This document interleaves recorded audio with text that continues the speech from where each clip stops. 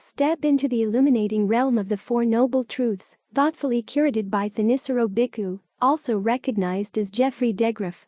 This profound exploration of Buddhist teachings is now at your fingertips in the form of an audiobook, thanks to the Buddhist Audio Bookshelf YouTube channel.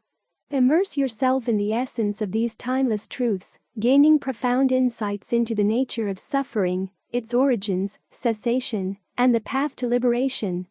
As you embark on this transformative odyssey, we extend an invitation for you to play a pivotal role in sharing the wisdom of the Buddha.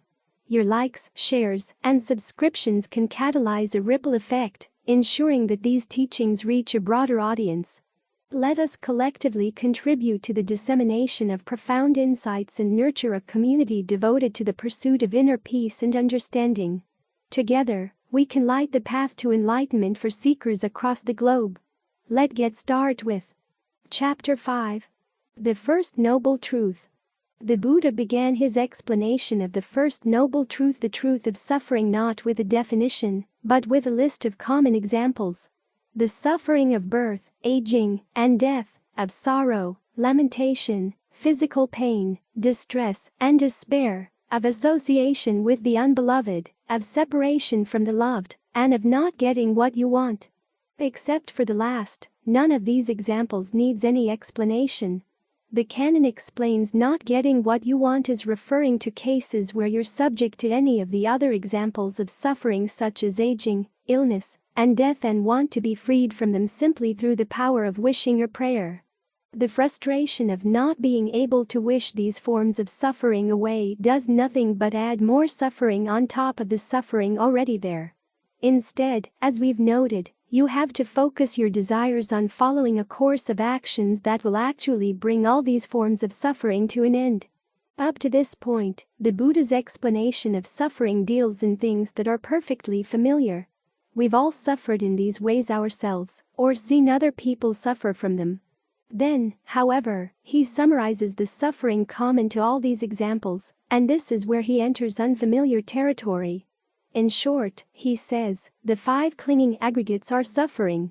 This, too, he says, is something we've all experienced, simply that we don't understand it in these terms. Only when we understand what he's referring to by this summary can we begin to comprehend the first noble truth. First, the words aggregate and clinging. Aggregate is a translation of the Pali word khanda, which means heap, group, or mass. It also means the trunk of a tree, a meaning that, we'll see, is actually relevant to this context.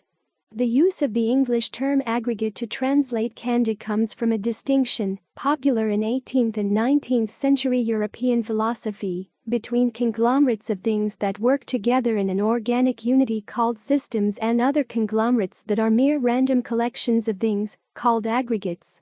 Translating khanda as aggregate conveys the useful point that even though the physical and mental processes that are classed as khandas can seem to have an organic unity, they're actually shaped by discrete choices. Still, it's important to bear in mind that the mind does shape the aggregates toward purposes, and that although those purposes can often be random or conflicting, they can also be more or less consistent, a fact that makes a path of practice possible. The 5 aggregates are form. Any physical phenomenon, although the Buddha's focus here is less on the physical object in itself, and more on the experience of the object, in terms of your own body, the primary focus is on how the body is experienced from within. Feeling. Feeling tones of pleasure, pain, or neither pleasure nor pain. Perception. The act of recognizing, mentally labeling, and identifying experiences. Fabrication. The intentional shaping of experience, and consciousness. Awareness at the 6 senses, the 5 physical senses plus the mind is the 6th. There's something of an anomaly in that the term fabrication in some contexts covers all 5 aggregates, and yet in others is listed as one of the 5. That's because the mental act of fabrication shapes your actual experience of all physical and mental phenomena, in the dimensions of space and time. It chooses among the potentials for any of the aggregates made available by past actions, and turns those potentials into the actual experience of those aggregates in the present. Fabrication is a name for one of the aggregates, refers specifically to this mental process. As a term for all 5 aggregates, fabrication covers both the processes of fabrication and the fabricated phenomena physical and mental that result. It's important to note that the canon defines the aggregates in terms of verbs feelings feel, perceptions perceive, even form deforms, making the point that these aggregates are processes and activities, rather than solid things. As for clinging aggregates, this expression doesn't mean that the aggregates cling. Instead, it refers to the act of clinging to the aggregates. In fact, the suffering lies in the clinging. The experience of the aggregates on their own, without clinging, may involve some stress, in that the aggregates continually change in dependence on conditions, but if there's no clinging, that stress doesn't weigh down the mind. This means that the suffering referred to in the First Noble Truth is the suffering of clinging. The aggregates aren't the problem. The clinging is. Still, to understand clinging, you need to get a sense of what it clings to. The question often arises: why did the Buddha choose to divide physical and mental experience into the categories of these 5 aggregates? Couldn't he have divided it up in other ways? The canon doesn't give an answer to this question, but it's worth noting that each of the aggregates is associated with the act of feeding. In the Buddha's analysis, the act of feeding is something that all beings have in common. In fact, that's how we define ourselves as beings. By latching on to these 5 activities as we feed. When you feed either physically or emotionally, all 5 of these aggregates are involved. A sense of form. When you eat physical food, form refers both to the form of the body that needs to be nourished and that will be used to look for food, as well as to the physical objects that will be used as food. When you feed on your imagination, form applies to whatever form you assume for yourself in the imagination, and to the imaginary forms from which you take pleasure. Feeling. You start with the painful feeling of physical or mental hunger that drives you to look for food, then there comes the pleasant feeling of satisfaction when you've found something to eat, followed by the added pleasure that comes when you actually eat it and assuage your hunger. Perception. You use perceptions to identify the type of hunger you feel, and to identify which of the things in your world of experience will satisfy that hunger. Perception also plays a role in identifying what is and isn't food. This, in fact, is one of our most basic perceptions. When children crawling across the floor encounter something new, they put it in their mouths to determine whether to perceive it as food or not. Fabrication. In the context of feeding, this covers the ways you contemplate and evaluate strategies for finding food, for taking possession of it when you find it, and for fixing it if it's not edible in its raw state. Consciousness is the act of being aware of all these activities. This shows that even though the term aggregate may not be familiar, it refers to activities that are not only very familiar to all beings, but also intimately connected to your sense of who you are. We are how we eat. When we use these activities to feed, they acquire positive associations in our minds. But in the First Noble Truth, the Buddha tells us that the act of clinging to them is suffering. This is the first point where his analysis of suffering goes against the grain. As for the Pali word for clinging, upadana, that means a. sustenance and b. the act of taking sustenance, as when a tree takes sustenance from soil, or a fire from its fuel. The same meaning applies to the mind. This is where the interpretation of Candid as the trunk of a tree is relevant. We feed off the aggregates in the same way that a fire feeds off the trunk of a tree as it burns. The implication here is that suffering comes from a double level of feeding. Feeding emotionally off the activities that go into the act of feeding to ease our physical and emotional hunger. This is a second point that goes against the grain. Ordinarily, we enjoy clinging not only to our food, but also to the act of clinging itself. To accept the Buddha's analysis of suffering in the First Noble Truth, we have to develop some dispassion for the things to which we cling, and for the act of clinging itself. This makes the First Noble Truth difficult to accept, but it's also what makes it noble. It teaches us to step back and raise ourselves above our hungers. We work toward this dispassion by following the duty that corresponds to this truth. Instead of running away from suffering or trying to push it away, We patiently observe it with the purpose of comprehending it. We need to see for ourselves how this suffering is not the mere fact of physical pain or stress. It's actually identical with the act of clinging. Full comprehension comes when we understand clinging to the point where we have no more passion, aversion, or delusion around it. A first step in comprehending clinging is to identify its various types. The Buddha lists 4. Sensuality clinging. Passion and desire to find pleasure in fantasizing about and planning sensual pleasures. View clinging. Passion and desire for views about how the world is structured and how it works. Habit and practice clinging. Passion and desire for ideas that tell you how you should act in the world. Doctrine of self clinging. Passion and desire for ways of defining who or what you are. This list may sound arbitrary and abstract until you realize that the Buddha, again, is talking about some very basic functions of the mind. Sensuality clinging deals with what you want in terms of sensuality.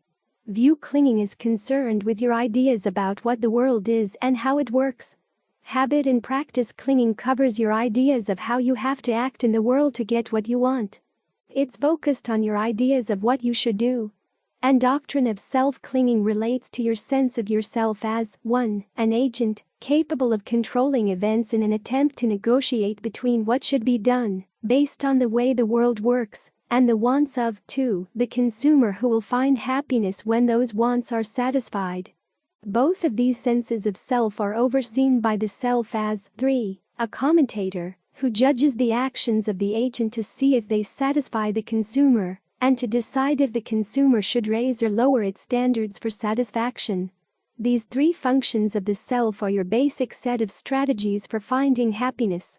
The first 3 types of clinging define the arena in which your self acts and searches for happiness. The balance of power among the 3 types will vary from person to person, and even within a particular person from moment to moment. On the occasions when you want to reject all constraints on trying to fulfill your sensual fantasies, you might be inclined to accept a materialist deterministic worldview, where sensual pursuits are not subject to moral judgments, and where the should of the world counsel the pursuit of pleasure wherever you find it. This would be a case of sensuality clinging dictating your view of the world. At moments when you want to believe that your dignity as a human being lies in your ability to choose your actions, you'll be inclined to adopt a non-deterministic worldview where choice is real. This would be a case where habit and practice clinging dictates your view of the world and what your attitude towards sensuality should be. There are not a few cases where people change their worldview to fit in with their desires of the moment. There are also cases where their wants run up against the should and what is of a worldview to which they're committed for other reasons. Modern psychology has detailed the suffering that comes from precisely this sort of internal conflict, one that's not limited only to those suffering from severe mental illness. Freud, for instance, described it as the ego's constant need to negotiate among the should of the superego, the wants of the id, and the what is of the reality principle. Jung saw the issue as a clash between the should and wants of the individual ego and the should and wants of the unconscious. However you analyze it, this conflict is a common feature of the human condition. However, even though the first 3 types of clinging define the arena in which the self functions, the Buddha identified doctrine of self-clinging as the most basic type of clinging of all. In fact, only in a teaching where this type of clinging is comprehended, he said, can people reach awakening. That's because your sense of who you are explains why you're invested in seeing the world a certain way, and in believing that certain things should be done in order to attain what you want. Without your desire to gain pleasure for yourself, views of the world or of how you should act wouldn't have much hold on the mind. This may be why, of all the different forms of clinging, doctrine of self-clinging is the one on which the Buddha focused the most attention when explaining how clinging gets fixated on the 5 aggregates. According to him, you can identify the self either as identical with any of the aggregates, as possessing any of the aggregates, as containing any of the aggregates, or as existing within any of the aggregates. For example, you might identify yourself as your body, or as the owner of your thoughts, or as an infinite consciousness containing all 5 aggregates, or a little person inside the body, making use of its senses. These 4 possibilities multiplied by 5 aggregates give 20 possible self-identity views to which you might cling. So it follows that doctrine of self-clinging is the most important type of clinging to comprehend. And if we look carefully at the 3 roles of the self, we can see most clearly why clinging is suffering. The self is consumer, even though it enjoys feeding, is constantly hungry. As the Buddha said, even if it rained gold coins, that wouldn't be enough to satisfy one person's sensual desires. This means that the self as agent has to be constantly at work negotiating among wants and should, trying to gain a measure of control over the way things are all, in order to assuage the hunger of the consumer, with the self as commentator never giving it a moment's rest. However, you can't uproot your sense of self without also uprooting the other types of clinging as well. Given that the self is what negotiates the world and tries to figure out how to act to gain pleasure, its identity is strongly linked to its range of strategies and skills for finding what it wants. These, in turn, rely on how it sees what is and what should be done. You see this connection most clearly when you move into a different culture or when your own society undergoes radical change. The world is no longer what it used to be, the skills that used to get results come up empty-handed, and your very identity gets called into question. To survive, you need to construct a new self around new skills for negotiating the new arena in which you act. So, given that the roots of the self are entangled in its desires, its worldviews, and its ideas of what should be done if you want to put an end to suffering, you not only have to uproot your sense, or senses, of self, you also have to uproot the other 3 types of clinging. Your attachment to sensuality and to your sense of how you should act, given your views on how the world works. These facts about suffering define the strategy of the remaining 3 noble truths. Suffering can't be ended until you abandon the desires that lead to clinging. This is the message of the second truth on the origination of suffering. But those desires won't go away simply by wishing for them to go. A first step in abandoning them requires developing an alternative set of desires, with a new sense of who you are, of how the world works, and of how you should act in response to these new views. In other words, you need to use desire and clinging in the quest to end desire and clinging. That's the strategy of the 4th noble truth, the path to the end of suffering. Once the path has done its work, you can abandon it, too. When the mind is totally free of desire and clinging, it can realize the 3rd noble truth. Suffering's end. Chapter 6. The second noble truth. The second noble truth is called the truth of the origination of suffering. The term, origination samudaya, means cause and a particular kind of cause at that. A cause coming from events in the mind. This is the main message of this truth.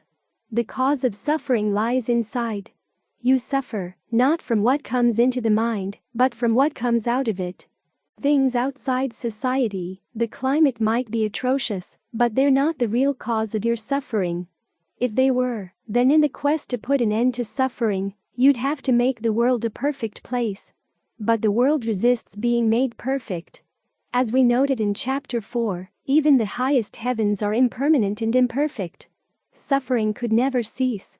But because the cause of suffering lies within the mind, and because the mind can be trained to be perfect in completing the duties of the 4 noble truths, the end of suffering is possible. When you can train the mind to abandon the causes of suffering coming from inside, nothing in any world of experience can make you suffer in any way. The Buddha identifies the origination of suffering as any craving that leads to further becoming, accompanied by passion and delight, delighting now here, now there. Let's look at what these words mean. The Pali word for craving, ta, also means thirst. Just as suffering is a form of mental feeding, the cause of suffering is a form of mental thirst. Further becoming is best understood by first getting an idea of the types of craving that lead there. All in all, there are 3. Craving for sensuality, craving for becoming, and craving for non-becoming. Craving for sensuality. As we noted in Chapter 5, sensuality refers not to sensual pleasures themselves, but more to the mind's fascination with thinking about and planning them. In fact, a large part of sensual pleasure lies in the fantasies we use to embroider it. Playing up pleasures we've had in the past as a way of inciting desire for more pleasures in the future. Craving for becoming. Becoming, bhava, is the act of taking on a self-identity in a particular world of experience. The word self here can mean any sense of who you are. Finite or infinite, material or formless. World can be either an interior thought world or any of the outside worlds into which beings are born to pursue their desires. These becomings can exist on any of three levels: the level of sensuality, the level of form, and the level of formlessness. A becoming on the level of sensuality would include the experience of pleasures or pains of the five physical senses. A becoming on the level of form would include the experience of the form of the body as felt from within. A becoming on the formless level would include the experience of such formless dimensions as infinite space or infinite consciousness. In the Buddha's analysis, becomings involving outside worlds come from becomings of inside worlds within the mind. In every case, they begin with desire for a certain pleasure, for example, or to take on a particular role in a world. A sense of the world then coalesces around the object of that desire. This world will include everything relevant to attaining the desire, plus anything that might stand in its way. At the same time, a threefold sense of self develops around the desire as well: the self in the same three roles that we mentioned in Chapter 5. The self as agent, the self as consumer, and the self as commentator. For instance, if you have a desire for some ice cream, the relevant world would include the nearest place where ice cream can be found, plus anything that would allow you to get there and obtain the ice cream, as well as anything that would get in the way. Other aspects of the outside world irrelevant to your desire for ice cream, political events, the weather 500 miles away, wouldn't play a role in that particular becoming. Your sense of self as the agent in that becoming would include your body, as either capable or incapable of getting the ice cream. If you can make ice cream, that skill would be relevant to that particular sense of self, too. If you have to buy the ice cream, the amount of money in your pocket or your bank account would be more relevant. Your sense of self as the consumer, of course, is the you who hopes to enjoy the ice cream once it's obtained, while your sense of self as commentator judges whether the desire is worth pursuing and, if so, whether the other two selves do their job to your satisfaction. Here, too, things you might identify as self in other contexts, but irrelevant to your desire for ice cream, your religious views, your status in your community, wouldn't be a part of your identity as a producer or consumer of ice cream. As we noted in Chapter 5, your sense of the world and your identity within that world shape each other. If you know how to make ice cream, you'll see the potential for ice cream in areas where you wouldn't think to look if you lacked that skill. If you live in a world where ice cream is believed to be unhealthy, your sense of self as consumer or commentator will have to choose whether to identify yourself as one who follows the prevailing view or as one who defies it. The mind goes through many of these becomings in the course of a day, often with a different sense of the world and sense of self in each case. This is why your sense of who you are and where you are can change so quickly. Craving for non-becoming is the desire to see a particular becoming come to an end. This type of craving can be motivated by any number of reasons. For example, in some cases, you might want to see a becoming end because the root desire that generated it has been thwarted, as when you fall in love with someone who then calls off the relationship. In other cases, it's because your sense of the world or of yourself in that becoming has involved some unanticipated suffering, as when you marry the person you love, but the marriage turns out to be a disaster. Or it may be because another becoming has arisen in the mind around a desire that conflicts with the first becoming, as when you're stuck in a bad marriage and fall in love with someone else. In all cases, the craving for non-becoming finds delight in its desire to escape from the becoming in which you find yourself. These three forms of craving lead to the four forms of clinging in the following way. Craving for sensuality, of course, leads to sensuality clinging. Craving for becoming and non-becoming lead to views about the self in the world and how it should behave in negotiating the world. The remaining three objects of clinging. All of these three forms of craving have one feature in common. They all lead to further becoming, further in the sense that they lead to more states of becoming either on a purely mental level or on the physical level, creating the conditions for rebirth after the death of this body. Central in all cases is the fact of location. These forms of craving generate further becoming by delighting in an object of desire in a particular location, physical or mental. This is the meaning of the phrase, delighting now here, now there, and the definition of this noble truth. This focal location acts as the kernel around which a sense of self and a world of becoming conform. Acts of craving not only focus on pre-existing locations, they also create new locations in new states of becoming. This is how the process of further becoming keeps finding or conjuring up new worlds to inhabit.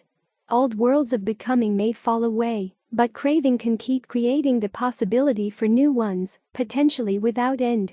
It's easy to imagine how any of these three forms of craving would have a strong grip on the mind at the moment of death. For example, when your identity in this world is threatened, along with all the pleasures you've been able to find here, there will be a fierce craving to continue becoming, to be somebody somewhere, anywhere, and to focus on the sensual pleasures you miss most dearly. If your mind hasn't been trained, and you've been undergoing great pain leading up to death, you'll see the prospect of new sensual pleasures as your only escape.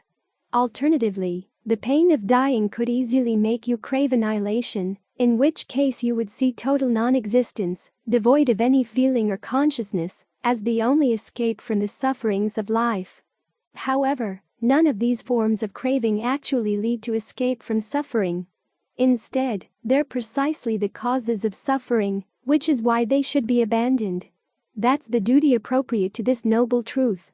What the Buddha doesn't mention in his first talk, but what he does indicate elsewhere in the canon, is that each of the three forms of craving presents strategic challenges if you want to abandon it.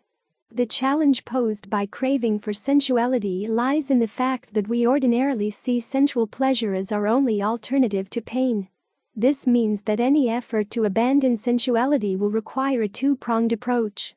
On the one hand, we need to learn how to see the drawbacks of sensuality. On the other, we need to provide the mind with an alternative, non-sensual pleasure with which to nourish itself along the way. Otherwise, as the Buddha notes, even when you see the drawbacks of sensuality, if you don't have access to a higher form of pleasure, the mind will revert to its original craving for sensuality or for forms of sensuality that are even worse. Also, because craving for sensuality leads to becoming, it actually entails craving for becoming. This means that you can't abandon it without attacking craving for becoming at the same time. The challenge posed by craving for becoming lies in the fact that we use our various senses of self and of the world as tools for finding happiness, so we have difficulty imagining how we could achieve anything desirable without them. To pursue a path of practice that will end this type of becoming, you have to see that you'll benefit from taking it on. This point may seem paradoxical after all. When there's no more becoming, there will be no sense of you, but strategically it's necessary. People accustomed to thinking in the terms that constitute becoming need reasons that make sense within those terms before they'll adopt any path of practice. As long as you're still attached to your sense of self, you want to know that you'll benefit from following the path. To satisfy this desire, the Buddha provides repeated reassurances that even without a sense of you or a world, there can still be the experience of the highest form of happiness. In fact, it's only when your usual tools for finding happiness, your sense of yourself operating in the world, are abandoned, that this higher happiness can be attained. However, the fact that craving for non-becoming also leads to becoming presents a further strategic challenge, one that's particularly tricky. Even though the Buddha encourages you to end craving for becoming, you can't simply replace it with craving for non-becoming. If you do, you'll cling to the desire to end becoming, and that act of clinging, it counts as view clinging, will involve notions of self and world, leading to more becoming. The way out of this dilemma is to look at the processes leading up to becoming, such as sensory contact, feeling, craving, and clinging, as events in and of themselves, and to develop dispassion for them before any sense of self or world can coalesce around them. The Buddha calls this approach seeing what has come to be, Buddha, as what has come to be. In other words, you see the processes that come to be as having resulted from a series of events acting as causes. If you develop dispassion for the events, the causes will cease, and whatever has come into being based on those causes will cease as well. In practice, this means that you can't focus directly on becoming, and you can't even think in terms of self or world at that stage of the meditation. Instead, you have to focus on the process of events that would lead up to those concepts, simply as events in a causal chain, with no thought of where they're happening or who they're happening to. They're just events as events.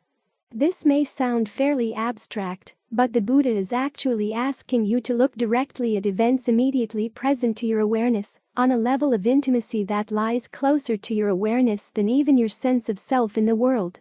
As these causes for new becomings disband through dispassion, no new becomings can form.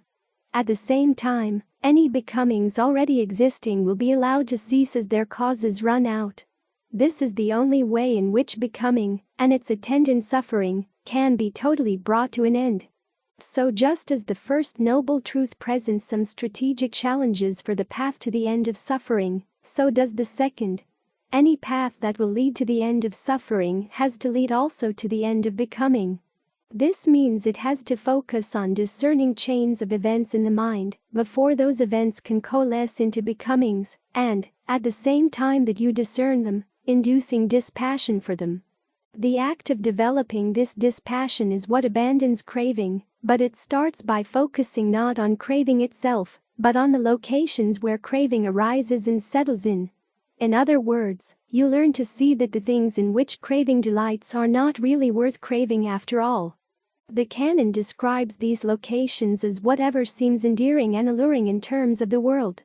You develop dispassion for them by analyzing them into discrete events related to the processes of experience at the six senses. For instance, suppose that you crave a certain person. When you see that the craving is causing suffering and you want to be free of it, you start by analyzing the allure of the craving, as to where it might be focused in the internal sense media of the senses of sight, hearing, smell, taste, touch, and ideation, or their external objects. Sights, sounds, aromas, flavors, tactile sensations, and ideas. You then further break the sensory process down into the events that surround experience at these senses. Contact between the senses and their objects.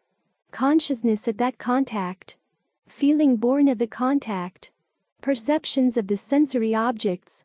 Intentions for the sensory objects. Craving for the sensory objects.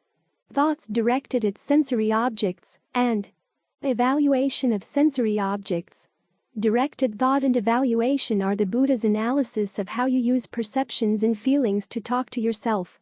Here again, this analysis may seem abstract, but as we noted above, you're actually moving from a mental construct, your sense of the other person, to the events directly experienced in your own awareness, out of which you assemble that construct.